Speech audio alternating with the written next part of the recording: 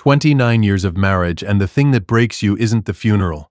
It's the Tuesday morning after, when you make 2 cups of coffee without thinking, and then stand in your own kitchen holding a mug that has nobody to give it to. My name is Kevin James. I teach high school history at South High School in Denver, Colorado. Have for 2 years, same classroom, same window that faces the parking lot. Same collection of students who arrive in September convinced history is the most irrelevant subject available, and leave in May having changed their minds, or at least having pretended to convincingly enough to pass. It is a modest life, and I have always been satisfied with it in the way that people are satisfied with things that are genuinely theirs. Sandra was not a modest life. Sandra was the most interesting person I ever met, and I met her at a faculty mixer in 1995 when she was a guest of a colleague and was arguing with a philosophy professor about the ethics of inheritance, with the specific cheerful intensity of a woman who was going to win and knew it before she started. I introduced myself at the point in the argument where the philosophy professor was visibly losing, because I have always had good timing, and she looked at me and said, "Are you going to argue with me too?" And I said, "Not until I know what position you want me to take." And she laughed. And that was the beginning. We were different people. I mean that in the way that becomes more true over time, not less. The kind of different that is complementary rather than conflicting. The kind where each person fills in the outline of what the other doesn't quite reach. Sandra was entrepreneurial in a way I am not. She had businesses, consulting work, she called it, in the early years, and then later projects, which is the word people use for work they don't want to explain at dinner. She traveled frequently. She kept her professional life in a separate compartment from our domestic one, with the efficiency of a person who has decided that integration is overrated. I respected that. I respected her. I didn't ask questions she didn't offer answers to. That was, as I would come to understand in the week following her death, both the right choice and the most expensive one I ever made. Monday, September 16th, 4:47 p.m. The call came to my classroom phone, the one on the wall that almost nobody uses anymore, which is why when it rang during my 5th period prep, I startled badly enough to knock a stack of essays off my desk. The Denver Police Department. An officer named Greer. A collision on I-25 southbound at the University Boulevard exit. A silver Lexus SUV. Sandra's plates. The officer's voice was professional and kind in the specific way that people are professional and kind when they are delivering irreversible information and know it. I sat down on the edge of my desk. "Mr. James? Are you still there?" "Yes," I said. "I'm here. I'm sorry to tell you that the driver, we believe your wife, was pronounced at the scene. The paramedics responded within 4 minutes, but the impact was, because yes was the only word I had. I called Frank Odom from the parking lot. Frank has been my closest friend since we coached Little League together in 2003, and has the quality of a man who can be reached at any hour and will always answer. He answered on the first ring. "Kev, what's wrong?" "Sandra," I said. "There was an accident." A pause. "How bad?" Frank was at South High in 18 minutes. I know because I counted the minutes in the parking lot. Because counting things is what I do when I need something to do with my mind that isn't the thing my mind is trying to do. The week that followed was the specific blur that grief produces in the immediate aftermath. Not a fog exactly, more like a series of very clear individual moments that have had all the connective tissue removed. So you remember the flowers on the kitchen table and the sound of Drew crying in the hallway and the specific weight of the pen when you signed the funeral home paperwork. But the hours between those moments have been taken somewhere and you don't have access to them. Amber flew in from Seattle. Drew drove up from Colorado Springs. They were there by Tuesday evening, both of them. And the 3 of us moved through the Washington Park House in the particular orbit of people who were sharing the same grief, but experiencing it privately, touching, checking in, going separate directions, coming back together. The funeral was Saturday, September 21st. Sandra had a lot of friends. More than I knew, in some cases, which is a sentence that I would come to understand differently in the weeks that followed. The service was full. The eulogies were warm. I spoke last and said the things that were true, that she was brilliant, that she was funny in the specific way that catches you off guard, that she had argued with a philosophy professor the night I met her and won, and that 30 years later I still wasn't sure I'd ever matched her. People laughed. Sandra would have wanted that. Monday, September 23rd, 9:14 a.m. I was sitting at the kitchen table on South Race Street with a cup of coffee. One cup. I was making one cup now, deliberately with the specific intentionality of a man retraining his habits, when the doorbell rang. The man on the porch was 61 or so, in a gray suit with a briefcase. The kind of presentation that suggests official business without being specific about what kind.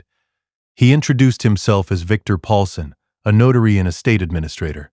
Mr. James, I apologize for calling without more notice. I've been trying to reach you, but given the circumstances, I understand. If you haven't been attending to messages. I haven't, I said. Come in. He sat across from me at the kitchen table. He opened his briefcase with the practiced efficiency of a man who does this regularly. He produced a folder. Inside the folder, a deed, a key, and a document with a notary seal. Your wife designated me as the administrator of a specific asset transfer, Victor said. She executed this document 14 months ago, with instructions that it be delivered to you personally within 10 days of her death. The transfer was automatic. No probate required. The asset is titled directly to you. I looked at the key. It was a modern key card, matte black, with a small silver number embossed on the edge. PH2. What asset? I asked. Victor placed the deed in front of me. Spire Tower, 1600 Glenarm Place, Denver. Unit PH2. It's a penthouse, Victor said. 2 floors, approximately 3,200 square feet. Your wife purchased it 8 years ago under an LLC. 14 months ago, she transferred the LLC's sole ownership to you personally, with instructions for this delivery. I looked at the deed, at the key card, at my name, printed in the clean type of an official document, as the owner of something I had never once heard mentioned. She never told me about this, I said. Victor's expression was careful. I'm not in a position to speak to what Mrs. James chose to share or not share. I can tell you that she was clear and deliberate in the documentation. She wanted you to have this. Why didn't she tell me about it while she was alive? He paused, the kind of pause that has an answer in it that the person is choosing not to give. Mr. James, I simply administer the documents, the contents of the unit and any context around it. That's not something I have information about. He left 15 minutes later. I sat at the kitchen table with the key card on the table in front of me, and the deed beside it and my 1 cup of coffee going cold. Sandra, I thought. What is this? Here is what I knew about Sandra's business trips, which is to say, almost nothing, and by agreement. Early in our marriage, 15 years in, approximately, when the projects had become substantial enough that she was traveling 4 or 5 times a year and occasionally more, Sandra had sat me down and said with the direct clarity that was one of her defining qualities, Kevin, my work has aspects that I can't fully discuss. I'm not going to ask you to be okay with that. I'm going to ask you to trust me, and in return I will tell you, we are financially safe, I am doing nothing illegal, and everything I do is because I'm building something for us. I had asked one question. Are you in any danger? I had believed her. I had trusted her the way you trust a person after 15 years of evidence, not blindly, but based on accumulated information, on the record of who she had shown herself to be, on the 37 times before that moment that she had been exactly who she said she was. I had not asked again. In 14 more years. And now, sitting at my kitchen table in Washington Park, with a key card to a penthouse I didn't know I owned, I was beginning to understand that the trust had been warranted, but the not asking had left me standing at the edge of a very large unknown. I told Frank that evening at his house on Capitol Hill, sat in his living room with a beer I wasn't drinking, and described Victor Paulson and the deed and the key card. Frank listened without interruption. He is good at that. And when I finished, he looked at the key card I'd placed on his coffee table. You haven't gone yet, he said. No. It's been 4 days since the funeral. I'm not ready. What are you thinking? I'm thinking she had a reason for everything she did. She always had reasons. I picked up the beer. Set it down. I'm thinking I need to understand what I'm walking into before I walk into it. You going to sell it? Probably. We don't need a penthouse. I'm a high school history teacher, Frank. You're also apparently a penthouse owner. He looked at me. Kevin, what did she tell you when you asked about the business trips? That we were financially safe, nothing illegal, and that she was building something for us. I looked at the coffee table. She was apparently not wrong on any count. Frank was quiet for a moment. You going to call Ruth Calloway? Ruth Calloway. My attorney, a real estate and estate attorney in the Loudoun district, who had handled the Washington Park house purchase and Sandra's and my basic estate documents. Sharp, direct, the kind of lawyer who tells you things you need to hear without softening them past usefulness. Tomorrow morning, I said. Good. Frank picked up his own beer. And Kevin, whatever is in that penthouse, she wanted you to have it. She planned it out, legal and documented, and she made sure it got to you. He paused. Whatever it is, she thought you could handle it. Didn't know what was waiting in PH2. Didn't know what I was going to find when I opened that door. Didn't know that the woman I'd been married to for 29 years had been, in ways I was only beginning to understand, considerably more complicated and considerably more deliberate than even I had realized. I drove home to the Washington Park house, made 1 cup of tea, sat in the kitchen, looked at the key card. Sandra. I thought again. What did you build? Welcome back to Dad's Sweet Revenge. Grab your snacks, get comfortable, and remember, the people in these stories had every chance to behave themselves. They just chose wrong. Drop a comment, and be sure to subscribe. You're going to want to be here when that door opens. Ruth Calloway's office was in Loudoun, on Winecoop Street, in a building that used to be a warehouse and now housed the kind of businesses that appreciate exposed brick and high ceilings, and the general aesthetic of repurposed industrial space. Her office was on the 3rd floor with a window overlooking the Union Station Plaza. She had the deed and the LLC documents in front of her when I arrived Tuesday morning. She'd reviewed them overnight. I'd scanned and emailed everything Monday evening, and she had responded at 11 p.m. that night with, reviewed, legally clean. Come in at 9. Ruth is 58, direct, and has the specific no-nonsense quality of a woman who reached her level of professional standing by not wasting time on presentations. The transfer is clean, she said. The LLC was properly structured. The transfer to you personally is valid. There are no liens, no disputes, no complications in the title chain. She looked at me over the documents. The LLC has been operating for 8 years. During that time, it has paid property taxes, maintenance fees, and building assessments on time every quarter. It holds no debt. The penthouse was purchased outright. How much? I asked. Ruth checked the document. Purchase price 8 years ago, $1.4 million.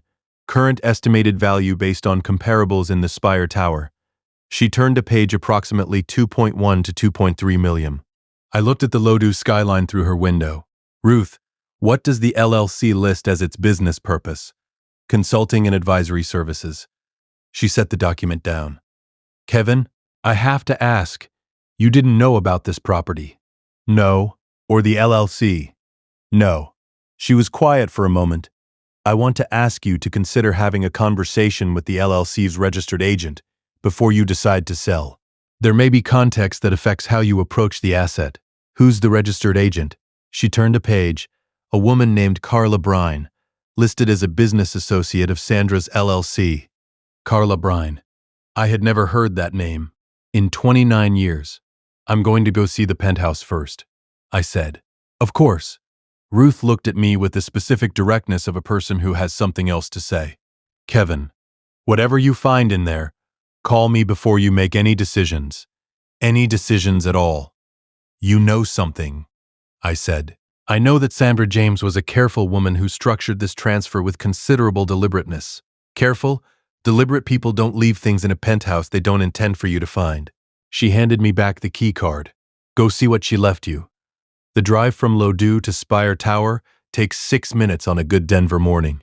I know because I drove it twice, once on autopilot thinking, and then circled back to park properly because I'd apparently pulled into a loading zone the first time without noticing. That is what happens to your situational awareness when your brain is running a separate, much louder program in the background. The Spire Tower is on Glenarm Place, a glass and steel residential high-rise that went up during the downtown Denver construction boom of the mid-2010s, 42 stories.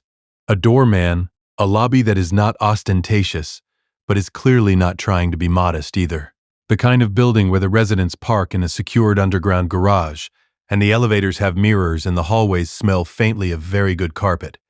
I had never been inside it before in my life. Tuesday, September 24th. 10:45 a.m. Tess Merrow, the building manager, met me in the lobby.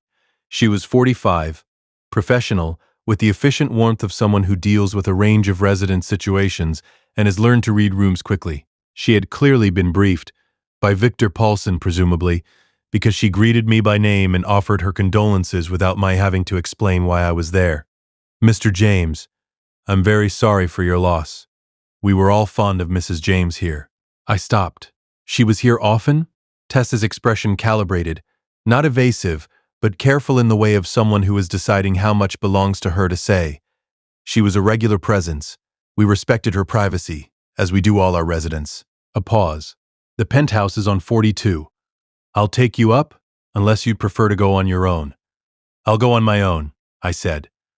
The elevator to 42 was its own 30 seconds of compression, the specific rising pressure of a man ascending toward something he doesn't fully understand yet, in a building he didn't know he owned, to see a space his wife purchased and used in silence for 8 years. The 42nd floor had 2 units, PH1 and PH2, a short carpeted hallway, a window at the end with a view of the Denver skyline that was, even in my current state, objectively extraordinary. The Front Range Mountains visible to the west, the city grid below, the particular high and clear quality of Denver altitude light. I stood at the door of PH2, the key card in my hand. She wanted you to have this, Frank had said. Whatever it is, she thought you could handle it. I put the key card to the reader. The light went green. I pushed the door open. The penthouse was, I registered this in fragments, the way you take in a space that is much larger than you expected. A 2-floor unit with floor-to-ceiling windows on the western wall, showing the mountain view. An open living area with furniture that was elegant without being showy. A kitchen that was better appointed than any kitchen I had ever used. And a staircase to the upper level in the back right corner. All of that I registered in approximately 2 seconds. Because in the 3rd second, I saw what was in the living room. Sitting on the couch, a large sectional in deep gray, facing the mountain view windows, was a woman I had never seen before, 60 or so, with silver hair cut short and neat, in a blazer and slacks with reading glasses on and a folder open on her lap. She had clearly heard the door open and had looked up, and she was looking at me now with an expression that was not surprise, but was something adjacent to it, more like the expression of someone who has been waiting for a thing they were not entirely sure was going to happen, and it has now happened. She stood up, slowly, with the deliberateness of someone giving a situation its appropriate weight. Mr. James, she said, I'm Carla Brine. The next 4 seconds were a specific kind of stillness, the kind where your brain is processing several things simultaneously, and none of them are complete yet. The woman who had been working in Sandra's penthouse. The name Ruth had found in the LLC documents. The calm, weighted quality of her presence. Not hiding, not startled, simply there. How did you get in? I asked. Calm. My voice was calm. I teach teenagers who are trying to get away with things. I know how to keep my voice calm when my interior is doing something else entirely. Sandra gave me a key, Carla said. I've had one for 8 years. I've been coming here. I wanted to collect some documents before the unit was transferred, and I wasn't sure when you'd... She paused. I should have called first. I'm sorry, I genuinely am. Who are you? She held the folder in front of her. Both hands the posture of a person who has prepared for this conversation and is going to have it correctly. I was Sandra's business partner, her primary one for the last 11 years. Consulting work, actual consulting, corporate strategy, the kind that companies hire you for and pay significant fees for, and don't advertise publicly because the work is sensitive. She looked at me steadily. Your wife was extraordinarily good at it. She had the best mind for organizational dynamics I've ever worked with. I looked at the woman, at the penthouse, at the mountain view through the floor-to-ceiling windows. She used this place for work, I said. Not a question. For meetings, yes. Client confidentiality requires neutral ground. Not the client's offices, not her home. This was her professional space. Carla paused. Mr. James, I know you didn't know about this. Sandra told me you didn't know the specifics. Did she tell you why she didn't tell me? She said, Carla chose her words carefully. She said you were the most honest and uncomplicated person she'd ever known, and she meant that as the highest compliment. She said her work required a certain kind of contained knowledge, need to know, and that you didn't need to know because it didn't affect you and it would only create worry she didn't want to create. Sat down in a chair across from the couch, looked at Carla Brine. Tell me what she did, I said. The actual work. Carla sat back down on the couch, opened the folder. Corporate Intelligence and Transition Strategy. When companies are in distress, leadership transitions, hostile situations, board disputes, regulatory exposures, they sometimes need someone who can come in without a visible connection to any party and assess the landscape cleanly. Sandra was that person. She was brilliant at reading organizations, at identifying where the actual problems were versus where everyone thought the problems were. She paused. The clients were significant, Fortune 500 level, mostly. The fees matched. How significant? I asked. Because at this point, I was a history teacher in a penthouse, and I needed to understand the dimensions of what I was standing in. Carla looked at me. Then she turned to a page in the folder and slid it across the coffee table. A financial summary. Sandra's LLC revenue. 11 years. I looked at the numbers, then looked again because the first look produced results my brain wanted to verify. She cleared this, I said. Flat. Looking at the page. Annually in good years, Carla said. The work was well compensated because the stakes for the clients were extremely high and the discretion was absolute. I set the page down, looked at the mountain view, Denver doing its mid-morning thing 42 floors below, the Rockies west of everything. The air clear the way it gets at altitude when the light is right. 29 years, I thought. She was doing this for 29, no. 11 years of the current work, more before. The consulting, the projects. She said we were financially safe. She was not wrong. She was describing an understatement so large it had its own zip code. If you've been listening for a while and want stories like this to keep coming, it really helps when you hit that like button and subscribe. 97% of people never do, but it's what keeps this whole thing running. So, thank you. For real. Now let's keep going, because we are nowhere near the end of this.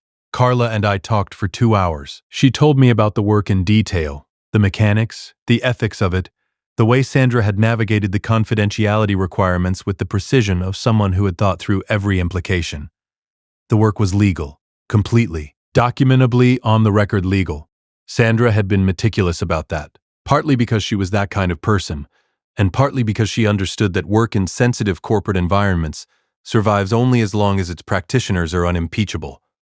She told me about the clients, not by name, the confidentiality still held, but by type, by situation, by the problems Sandra had solved. A pharmaceutical company board in crisis, a regional bank merger that was fracturing along loyalty lines, a technology firm whose founder was being managed out by a board that didn't understand what they were managing out. Sandra had gone in, assessed, advised, resolved, again and again. For 11 years. She loved it, Carla said. Not wistfully, factually. She was genuinely energized by it. She used to say it was like the opposite of teaching. You taught the same thing to new people every year, and she solved new problems with the same toolkit every time. She talked about my work often. She was proud of you. Carla looked at me directly. She said you were the most grounded person she knew, that you made everything else possible because you were always exactly who you said you were. I sat with that for a moment. The compliment and its weight. The fact that Sandra had apparently described my steadiness as the foundation that made her mobility possible. She built something for us, she had said, 14 years ago. The penthouse, I said. Why this specifically? Why keep a property? Several reasons. Carla closed the folder. Practicality. A neutral meeting space she controlled completely. Investment. The market value has gone up substantially. And I think, she paused, I think she liked having something that was entirely hers, a space that belonged to her professional self, separate from the home and the family and the teaching history teacher life. She looked at me. She loved that life, Mr. James. She loved you and her children. This wasn't running from something. This was having a full self. I nodded slowly. It was the most Sandra thing I'd ever heard said about her by someone who was essentially a stranger. What happens now? Carla asked. To the unit. I don't know yet. I stood up, walked to the western windows, stood in front of the mountain view that Sandra had looked at from this room for 8 years. I'm not making any decisions yet. Of course. I turned around. The folder. What's in it? Documents Sandra wanted you to have. A summary of the LLC's current financial position. Contact information for the accounts. A letter. She picked up the folder and held it out. She prepared this 14 months ago when she did the asset transfer. She said, when she gave it to me, she said, if something happens to me and Kevin comes to see the penthouse, give him this. He'll know what to do with it. I took the folder. She knew what to do with it. Sandra had apparently believed. He'll know. I didn't know it yet. Hadn't opened the folder, hadn't read the letter, hadn't processed the full scope of what the financial summary inside was going to show me. I didn't know yet about Gordon Hale, Sandra's silent partner, or what he was going to do when he heard the penthouse had transferred. I didn't know about the insurance investigation that Detective Ray Grover was quietly running. I didn't know about the decision Amber was going to force me to make before the month was out. I stood in Sandra's penthouse with Sandra's folder in my hands and Sandra's mountain view in front of me, and I felt something I hadn't expected to feel in that room. Not betrayal, not anger, awe. 29 years and she was still surprising me. There is a specific quality to reading words written by someone who is dead, not like reading their old texts or their emails. Those were written for the moment. A letter written 14 months before death, written with the knowledge that it may be the last direct communication between two people, written by someone who is thinking carefully about what you would need to hear. That is a different kind of reading. You feel the intent in every sentence. The weight of someone choosing these particular words for you, specifically, knowing you might receive them without them. I sat in Sandra's gray sectional couch in PH2 of the Spire Tower, with the Denver mountains in the window and Carla Brine gone. She'd left at 1 p.m. with a quiet handshake and her card and the assurance that she was available for any questions, and I opened the folder. The letter was on top. Sandra's handwriting, the neat, deliberate cursive she'd always used, the kind that people who learned to write in the 70s have and that nobody seems to learn anymore. Kevin, if you're reading this, then something happened and I wasn't there to explain it myself. I'm sorry for that. I'm sorry for all of it. The not telling, the locked compartments, the years of business trips that I know you accepted on faith because that's who you are and I never fully deserved it. Let me try to explain what I couldn't while I was alive. The work was real. Everything Carla will tell you is accurate. I am not going to insult your intelligence by pretending I kept it from you for your benefit alone. I kept it for mine, too. Because I needed something that was entirely mine, that I controlled entirely, that existed independent of the wife and mother geography that I loved, but that sometimes felt like the only map available. I needed a professional self that was separate, and I was afraid that explaining it would make it smaller, or that the questions would make it harder to maintain, or that you would worry in ways I couldn't manage. I told myself it was protection. I know some of it was cowardice. What I want you to know, none of it was about you. Not 1 minute of it was a rejection of you or our life. That life is the one I chose. You are the one I chose. 30 years later, still you. Still the man at the faculty mixer who asked what position I wanted him to take. I never found a better answer to that question than the one you gave that night. Now the practical things, because I know that's what you need from me right now. The LLC summary in this folder reflects its current state. The accounts are detailed on page 3. Ruth Calloway has the access information. I contacted her 6 months ago and left a sealed envelope. She knows what to do. The penthouse is yours to do with as you choose. Sell it, keep it, give it to Amber and Drew. Do whatever makes sense for your life now. I chose this building because it appreciates reliably and because the view is the best in Denver, and because I wanted to give you something that took care of you the way you always took care of everything else, without being asked. There is one thing I need to ask you to do. Page 4. Please read it carefully. I loved you every day, Kevin. Every complicated, compartmentalized, imperfect day of it. Sandra. I read it twice, sitting on the gray couch with the mountains in the window. Then I sat with it for a while, not crying. I had done the acute crying already, in the first 2 days, in the specific private way that men who teach teenagers have learned to do their grief where students can't observe it. This was something past crying. This was the processing of something very large and very specific and very real. She chose me, I thought, every day, even in the compartments, She chose. I turned to page 4. It was a short page, 3 paragraphs. The first identified a man named Gordon Hale, described as a silent partner in a separate LLC adjacent to Sandra's consulting work.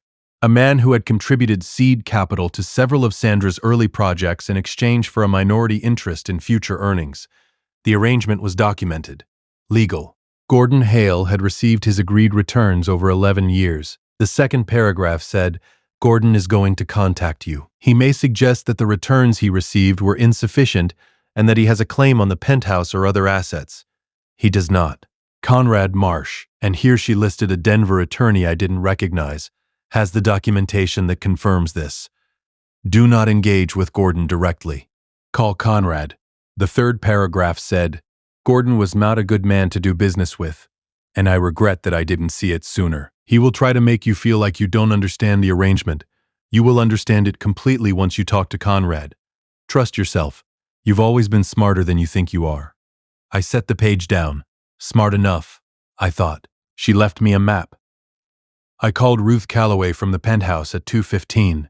Kevin. She left a letter, I said. She mentioned you.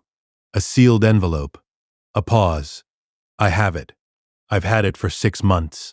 She instructed me not to open it until you called me from the Penthouse. Why the Penthouse specifically? She said if you called me from there, it meant you'd opened the letter and read the whole thing, including page 4. She wanted to make sure you had context before I gave you the envelope's contents. What's in the envelope? The full financial summary of the LLC portfolio, and the contact information for Conrad Marsh. A pause. Kevin, I need to tell you, I reviewed what Sandra sent me. I know the scope of the portfolio. I want you to be sitting down when you look at the numbers on page 3 of that folder. I'm sitting down. Look at the bottom line. The total. I turned to page 3 of the folder. Found the bottom line. I looked at it. Looked again. Ruth. Yes. This is what I think it is? Combined LLC value, investment accounts she held separately? And the penthouse? Yes. That's what it is. Ruth's voice was steady, the steadiness of a professional who prepared for this conversation. Your wife was very successful at what she did, Kevin. Very. The number on page 3 was not a number that belongs in the life of a high school history teacher in Washington Park. It was a number that belongs in a different category of life entirely. The category that has financial advisors and estate managers and the kind of attorney that Conrad Marsh presumably was. She said we were financially safe. She had used, I was now certain, the most spectacular understatement of our 29-year marriage. What do? I asked. First, call Conrad Marsh. Today if possible. Second, don't do anything, say anything, or sign anything until you've spoken to him. Third, Ruth paused. Kevin, you're going to be okay. More than okay. Sandra made sure of that with the same thoroughness she apparently applied to everything else. Gordon Hale called my cell phone at 4:30 that afternoon. I was in the parking garage of the Spire Tower, still in my car having spent the last hour sitting in Sandra's penthouse, making a list of everything I needed to understand and everyone I needed to call. I let it go to voicemail. The message was smooth, practiced, warm in the manufactured way of a man who has done this before. Introduced himself, expressed condolences, mentioned that he and Sandra had had a long-standing business arrangement that he'd very much like to discuss at my earliest convenience, and left a callback number. I forwarded the voicemail to Ruth. Then I called Conrad Marsh. Conrad Marsh was 60, with the direct and thorough manner of a corporate attorney who has spent his career in exactly these situations. He'd been briefed by Sandra. Of course he had. Sandra had briefed everyone before she died, and he walked me through the Gordon Hale documentation in 45 minutes with the efficiency of a man laying out evidence in sequence. Gordon Hale's investment. The documented returns, 11 years of quarterly distributions, all signed and receipted by Gordon himself. The agreement's termination clause, which Sandra had executed properly 18 months ago when she restructured the LLC. Gordon's signature on the termination acknowledgement. He has no claim, Conrad said. Not on the penthouse, not on the LLC, not on anything in your wife's estate. His interest was fully liquidated and he acknowledged it in writing. Then why is he calling me? Because he's betting you don't know that. Conrad paused. He's done this before, Mr. James tested estate beneficiaries in the period of grief when they're disoriented and unfamiliar with the documents. He assumes you didn't know about your wife's business. He assumes you're vulnerable. What do I do if he calls again? Give him my number. That's all. I called Gordon back the next day, Wednesday, September 25th. His smooth voice again. The condolences. The long-standing arrangement. The suggestion that there were matters that needed to be settled. Gordon, I said, I'm going to give you a phone number. His name is Conrad Marsh. He has all the documents from the arrangement, including the termination acknowledgement with your signature. A pause. The smooth voice did something complicated. I'm not sure what Sandra may have told you. She told me exactly what I needed to know, 14 months ago, in writing. I read him Conrad's number. Have a good day, Gordon. I hung up. Sandra, I thought. You mapped every exit. I called Amber and Drew that evening, Wednesday, both of them together on a video call from the Washington Park House kitchen. Amber on her Seattle couch, Drew at his Colorado Springs apartment table, both of them with the tired, slightly hollowed look of people 2 weeks into acute grief. I told them about the Penthouse, about Carla Bryan, about the LLC, about the letter. I did not tell them the number on page 3 until I had told them everything else. The work, the clients, the careful structure, the reasoning Sandra had given in the letter. I wanted them to have the context before the figure, because the context was what made it make sense. When I told them the number, Drew was quiet for a long moment. Then, Dad, I know. She was doing all of that the whole time? 11 years of the current work, some form of it for longer. I looked at them on the screen. My 2 children, processing their mother in a new dimension. She was very good at it, by all accounts. Amber was quiet. She'd been quiet for most of the call, which with Amber usually means she's doing the most processing. Then, she wanted you to have the Penthouse specifically, not the LLC, not the accounts. The Penthouse. Yes. Dad. Amber looked at the screen directly. She wanted you to have something solid, something you could stand in. She knew you'd need to understand it physically before you'd believe it was real. I looked at my daughter, 29 years old, her mother's perceptiveness, with my patience layered over it. The combination was, as it had always been, devastating in its accuracy. Yeah, I said. I think that's right. Are you going to sell it? I thought about the mountain view, the 42nd floor, the gray couch where I'd sat and read Sandra's letter, the morning Denver light through the western windows. Not yet, I said. Not for a while. Detective Ray Grover called me in early October. He was running a routine insurance investigation, standard procedure for accident claims of Sandra's policy size, and had questions about her business activities. The call lasted 20 minutes. I referred him to Conrad Marsh for the business documentation and to Ruth Calloway for the estate. Both attorneys had been briefed. The investigation closed within 3 weeks. I returned to South High on October 14th, the Monday after fall break. My classroom, the parking lot view, 5th period history, the particular specific smell of a school building that hasn't changed in the 22 years I've been in it. My students, in the way of teenagers who have been told something difficult has happened to a teacher and have decided to be decent about it, were unusually quiet for the first week back. Not performatively quiet, genuinely thoughtful, in the way that young people sometimes are when they've been reminded that adults have full lives outside the classroom. I taught the unit on the American industrial expansion of the late 1800s, the Gilded Age, self-made wealth, corporate innovation, the ethics of accumulation. I have always taught this unit with a certain detachment, academic interest, historical analysis.